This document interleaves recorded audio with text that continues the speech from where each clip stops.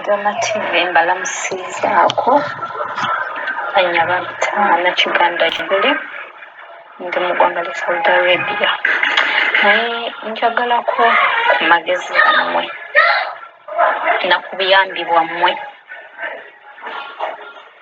Mukama wange yasuula pasipoti yange kyokka ate n'atera ommalako contract yange zikoze endoza omwezi gumu gwokka mu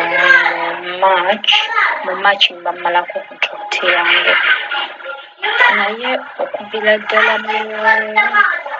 mu September we nategeerera nti gundi yange yagisuula kuba nali n'ekyanze nga njagala kudda.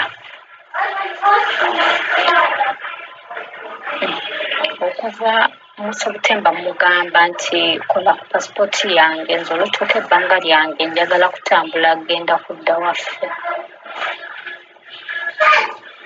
Mbuzaabuza nkoleza kimu lwaki obudde ewammwe mbufe tukwagala abaana bange sinaba bakwagala ngu wafuuka famire yaffe biki kati okuva olwo mpaka nakati tannagamba nti oba akole ku gundi yange nakwata n'engamba ya embassy n'engimuwa nga njagala akubeyo at least batubulire ekyokukola.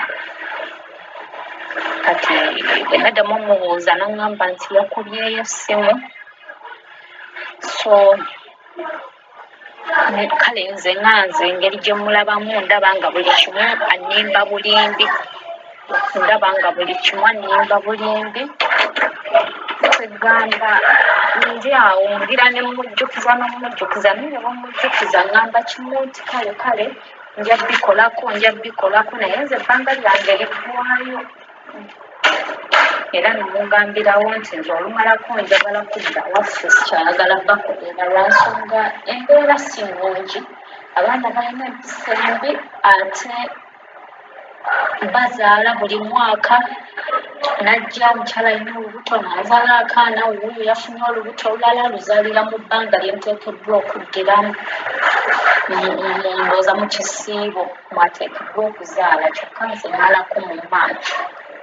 Nze nabagamba sigenda bigumiikiriza nsonga abaana baabwe balina empisa embi beeyisiza ddala bubi ate nga n'okunsasula